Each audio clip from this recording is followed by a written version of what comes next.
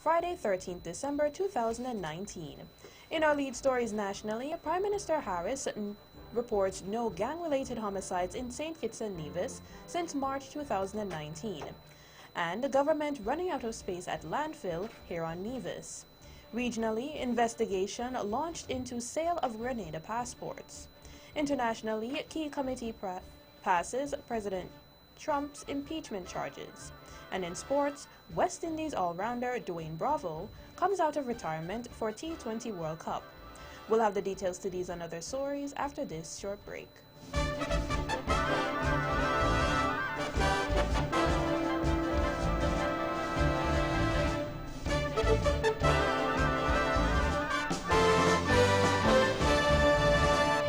Another look.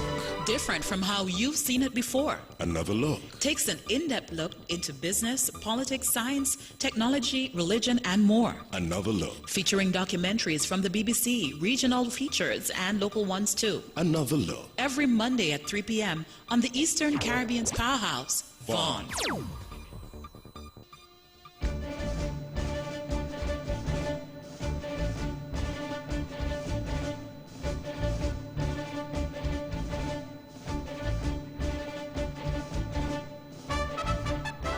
Welcome back, and now for the national news. There has been a reduction of homicides here in St. Kitts and Nevis due to a reduction of crime here in the Federation. That is according to a report from Prime Minister of St. Kitts and Nevis, Dr. the Honorable Timothy Harris, while presenting the budget address on a Thursday, 12th December 2019.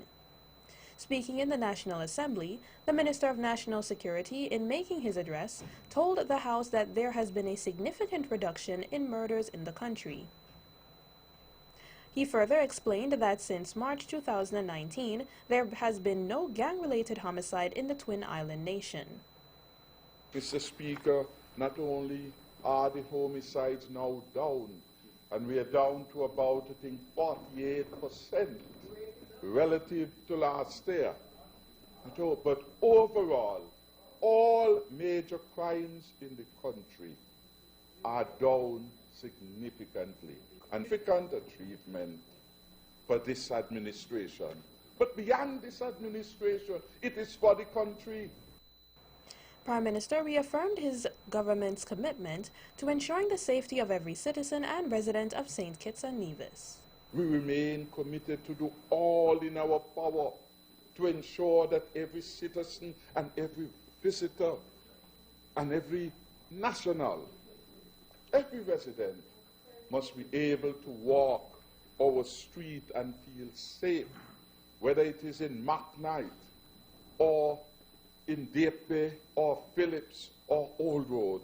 Safety is critical if we are to sustain the prosperity agenda. The Honorable Timothy Harris. In more national news,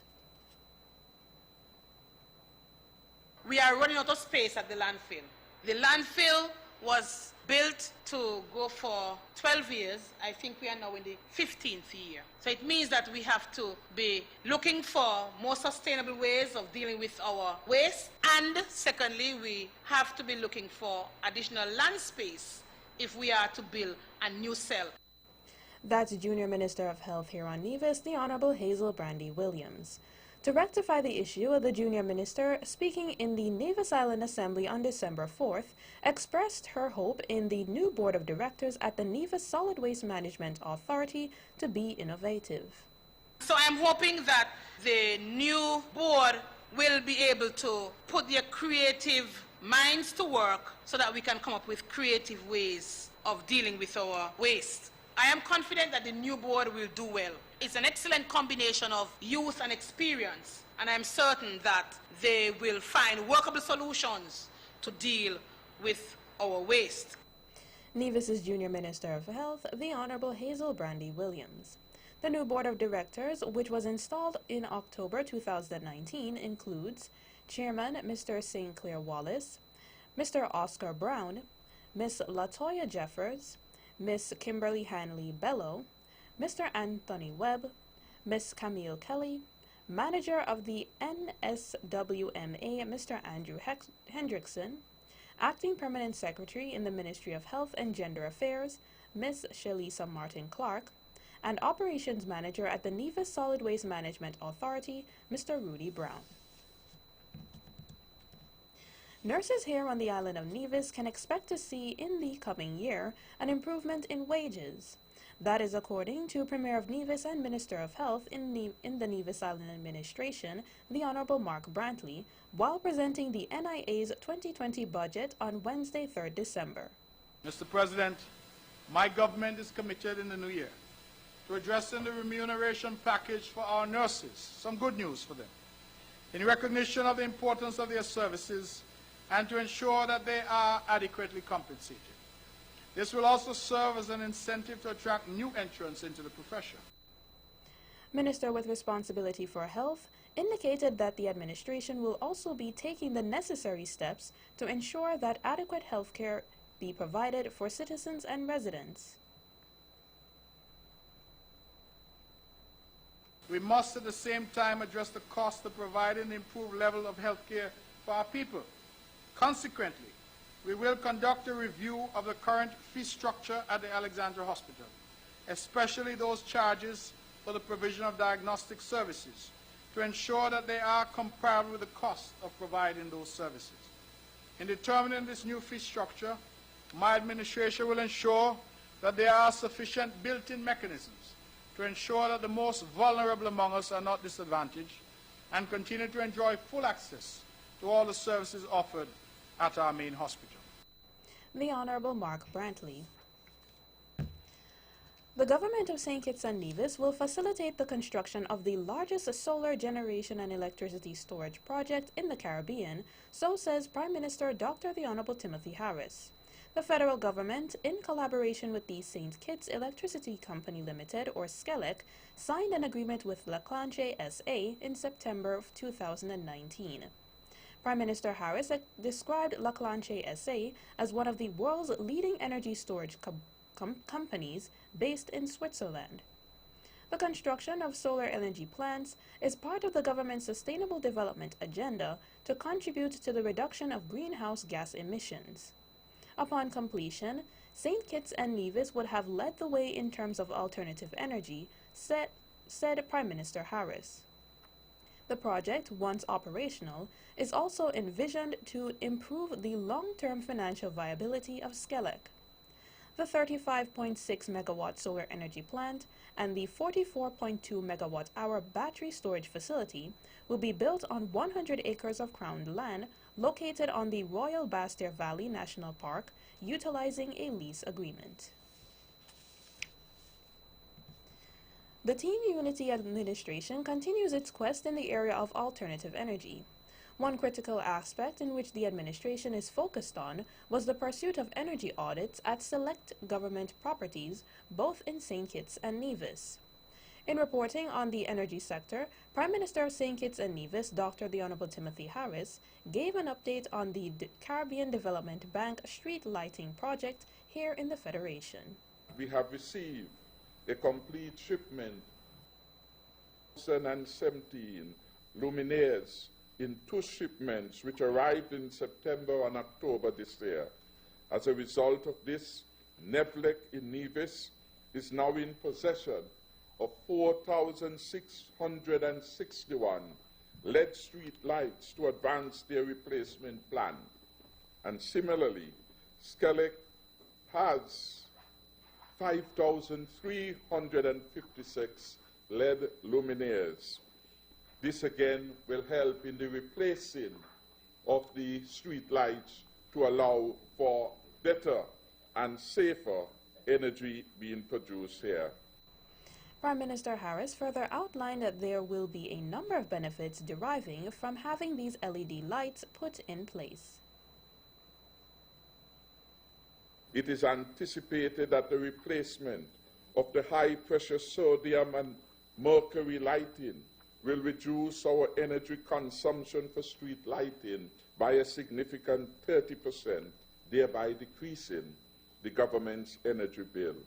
It will also enhance our safety and the viability, of course, of our natural environment.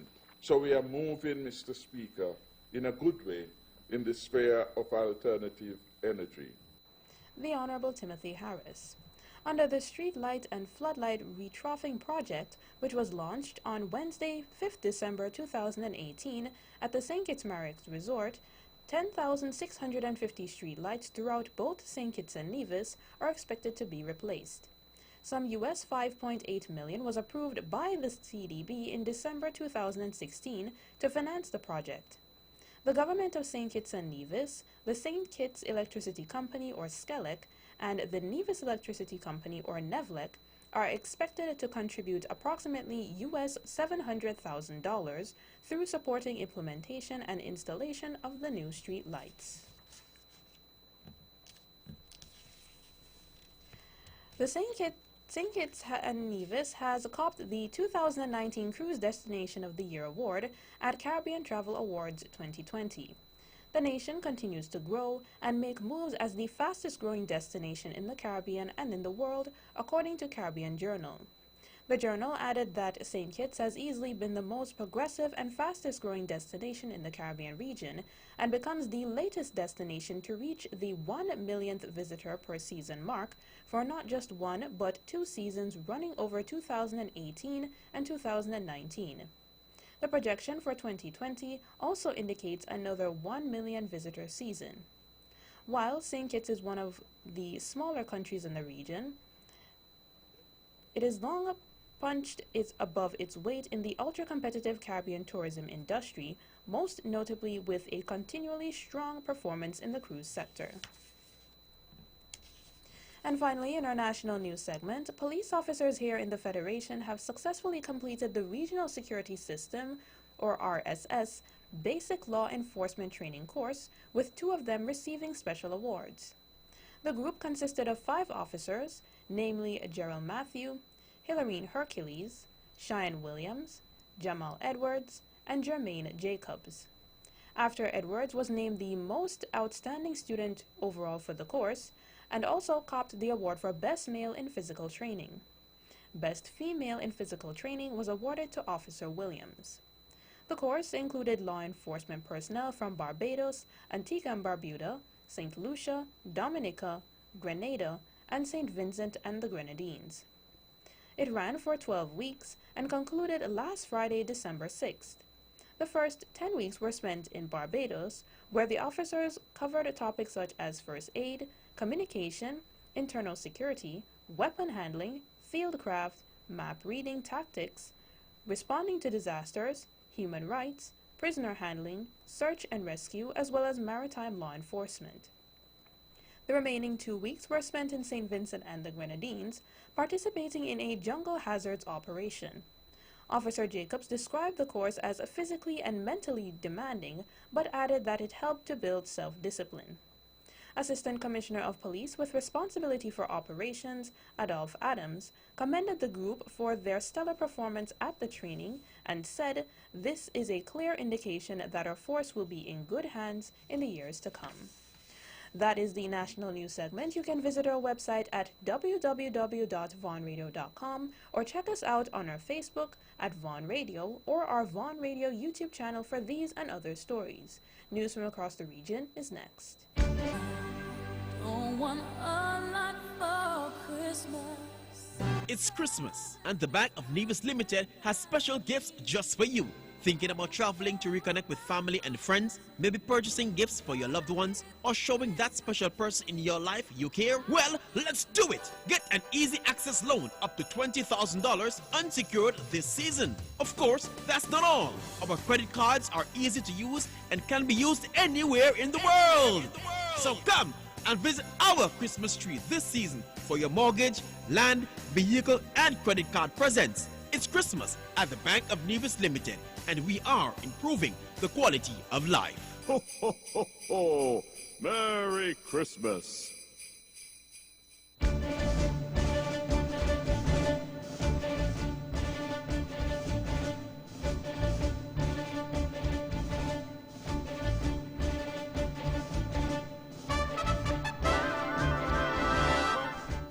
Welcome back, and now for the regional news. Grenadian police have launched an investigation into the unsubstantiated and slanderous rumors that the island's regular passports are being sold without consent of proper authorities. NationNews.com says Grenada's regular passport cost is EC $250. Acting Police Commissioner Edwin Martin told reporters that he heard of that rumor being perpetuated and as it relates to passports. And the Office of the Immigration Department is responsible for the distribution of passports, and an unsubstantiated and slanderous remark like that can be very detrimental not just to the force, but to the country. Mr. Martin said as far as he is concerned, the issuance of passports as well as regulated, and if anyone has any information to that effect, I will really encourage the person to come forward with it so we can look into it. He told reporters at a weekly post-cabinet briefing at the moment the allegations are substantiated. Internal Business Minister Nicholas Steele has described the rumor-mongering as a rumor-mongering, the allegations being made against a division of police force that is known for its integrity. Grenada is amongst several other Caribbean islands that promote the Citizenship by Investment program. News from Trinidad and Tobago, traumatized residents are bracing for more flooding in the south of the country after a riverine flooding orange alert was issued. Riverine flooding occurs when excessive rainfall over an extended period of time causes a river to exceed its capacity. The Trinidad and Tobago Meteorological Service said the Caroni River was at capacity levels and had overflowed its banks and low-lying areas.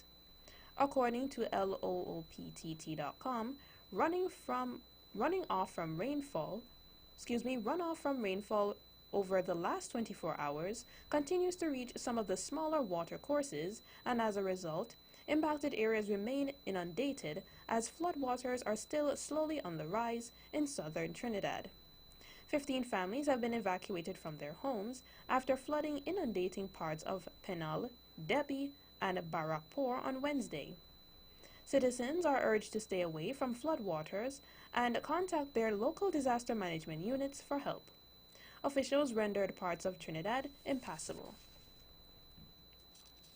Out of St. Croix, USVI, police are investigating an alleged threat to St. Croix Educational Complex High School, which circulated on social media on Thursday night, that claim a student intended to open fire on the campus earlier today, VIPD Public Information Officer Toby Derima has announced. Police Commissioner Trevor Vellinor indicated that officers were actively working leads and contacting students who may have received the threatening message via text earlier in the day, Mr. Derima said. According to the report, Mr. Vellinor said that police were present at the complex high school, which remained open today, Friday, and officers were also present at Central High School in the interest of student safety. The matter remains under investigation. The United Nations World Food Programme, WFP, has announced it's scaling up its operation to provide emergency food assistance to 700,000 people in Haiti. To reach them and deliver common humanitarian services, WFP is appealing for US $62 million. 1 in 3 Haitians, or 3.7 million people, need urgent food assistance, including 1 million suffering from severe hunger, according to a nationwide study conducted in August by the CNSA, National Coordination for Food Security, which, with the support from WFP and the Food and Agriculture Organization. Poor Haitian families face a very dramatic situation. WFP and its partners are doing their utmost to reach a growing number of vulnerable people with emergency assistance, said WFP Regional Director for Latin America and the Caribbean, Miguel Barreto. And finally, in our regional news segment in Puerto Rico, 2 years from Hurricane Maria, luxury hotels are finally returning to the island after a lengthy renovation and refurbishment programs. Hurricane Maria, a Category 5, 175-mile-per-hour hurricane, ravaged the U.S. territory in late September 2017 and was the island's worst natural disaster in recorded history, according to dailymail.co.uk. among the finest of properties on the island, situated in the tropical waters of the Caribbean and Atlantic, is the St. Regis Bahia Beach Resort, which has undergone a $60 million renovation since Maria wrought destruction on the property. All of the hotel's 139 rooms have been rebuilt from the ground up. That is the regional news segment. International news is up next.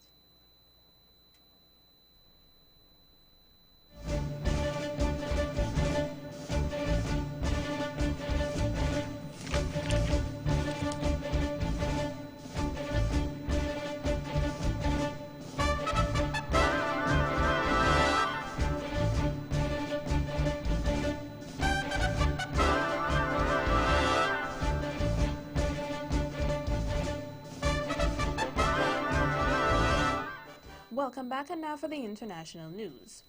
The U.S. House Judiciary Committee has approved 2 impeachment charges against President Donald Trump, moving the process towards a full House vote.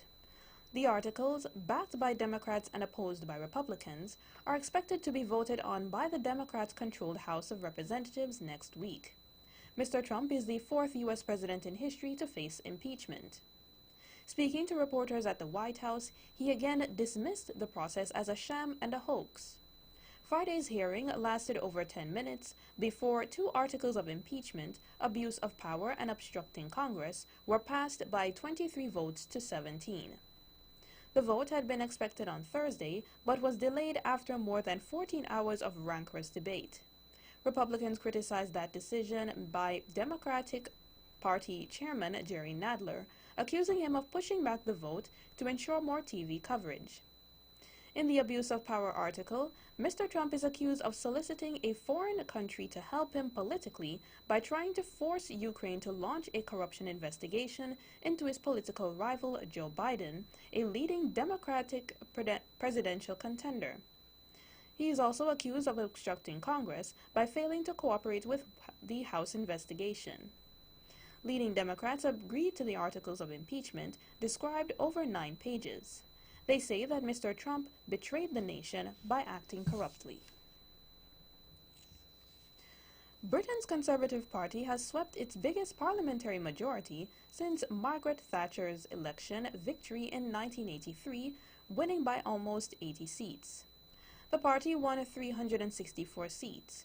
Prime Minister Boris Johnson has spoken to the Queen at Buckingham Palace to seek her permission to form a government.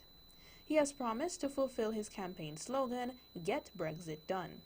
The BBC's Norman Smith has the assessment of the party's victory.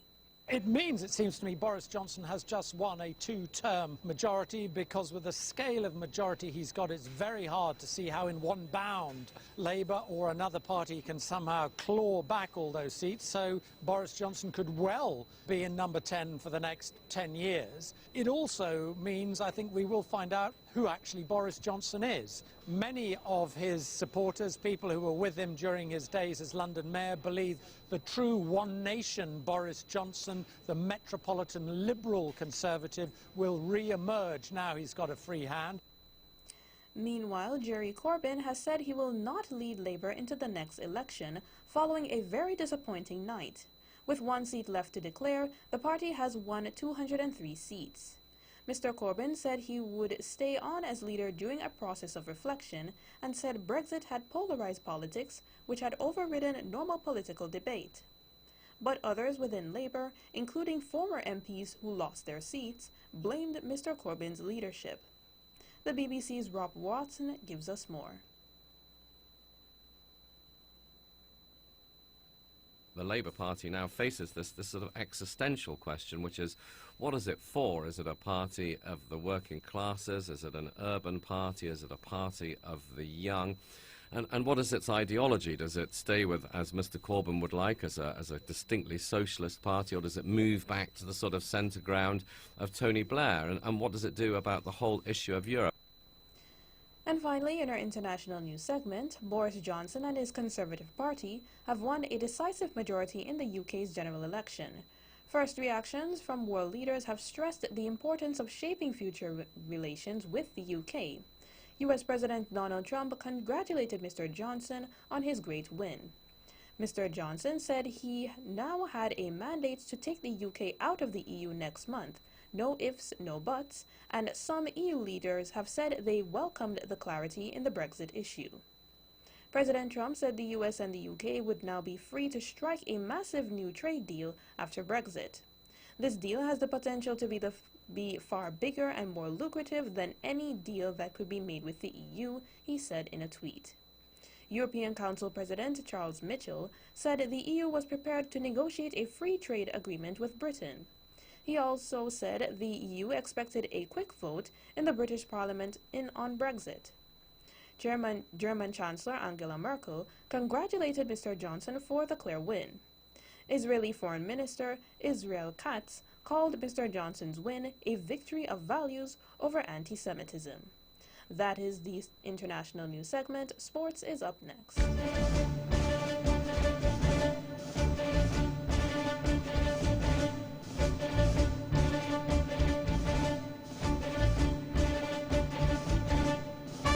It's savings and fun with TDC Insurance's holiday special promotion this season. Get up to 60% off your motor insurance premium, free alternative transport, flexible payment plans, and still spin the wheel for chances to win gift cards, discounts, cash back, and so much more. This holiday season, TDCIC has the best deal for your motor insurance. TDCIC, guaranteeing you peace of mind.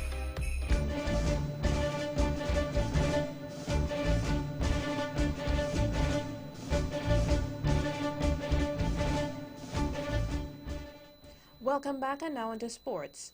In cricket, former West Indies captain Dwayne Bravo has officially come out of international retirement, making himself available for selection in the West Indies T20I side in the lead-up to their men's T20 World Cup defense in Australia next year, according to ESPN cricinfo.com. Bravo, however, confirmed he did not want to play for any other format. Bravo called time on his international career in October 2018 and focused to playing franchise T20 cricket around the world. The 36-year-old all-rounder has made a U-turn following drastic changes in the West Indies management. Ricky Skerritt has replaced Dave Cameron as the board president, and former T20 World Cup coach Phil Simmons is back in the mix. As part of the revamp, Kieron Pollard has been appointed to captain of both the limited offers teams ahead of the trip to India. Bravo said that he was impressed by the clarity of thought and transparency in selection from the new management. Bravo's return to T20I cricket is another step from West Indies towards getting the band back together for the T20I World Cup defense in 2020. More recently, Pollard captained West Indies to their first ODI series victory in 5 years against Afghanistan, and then his side challenged a full-strength India side in a 3-match T20I series. And finally, in sports, in football, PSG forward Neymar is reportedly suing Barcelona again for £2.9 million in unpaid wages from his previous 4-year stay at the club. The 27-year-old has accused Barcelona's president, Josep Maria Bartomeu, of acting with absolute bad faith since he joined the League One champions for the world record £198 million fee in the summer of 2017. Despite rumors in the summer linking the Brazilian with a return to the Nou Camp, Neymar now believes he owes £2.9 million in unpaid wages, in addition to the £36.2 million he thinks is owed via renewal bonus, according to Spanish outlet El Mundo. That is it for sports. The weather is next.